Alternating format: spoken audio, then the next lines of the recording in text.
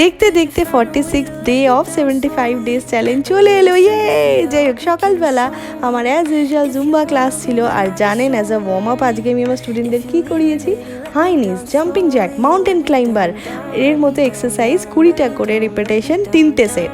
Worm আপে কখনো এই 3টে এক্সারসাইজের কম্বিনেশন করে দেখবেন, ফার্স্ট 10 মিনিটসেই অবস্থা খারাপ হয়ে যায়। তো যাই হোক, এবার আসি আমার ব্রেকফাস্টের গল্পে। সপ্তাহে 1 থেকে 2 দিন আমি ট্রাই করি ফার্মেন্টেড কোনো খাবার খেতে।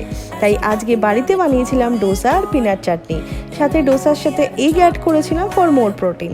আর fermented food like dosa, idli, পান্তা ভাত, এগুলোতে আমাদের গাট ব্যাকটেরিয়ারা নাকি বেজায় খুশি হয়। যাই হোক, বিকেলে আমি আজকে জিমে গেছিলাম, কিন্তু এত ডেডিকেশনের সাথে জিম করতে গিয়ে আর ভিডিও নেওয়া হয়নি। আর আজকে ডিনারের জন্য প্রেশার কুকারে অল্প তেল দিয়ে পেঁয়াজটাকে হালকা ভেজে চিকেন, সবজি আর রাইস দিয়ে একটা 1 পট পোলাও টাইপ বানিয়েছিলাম, সুপার হেলদি।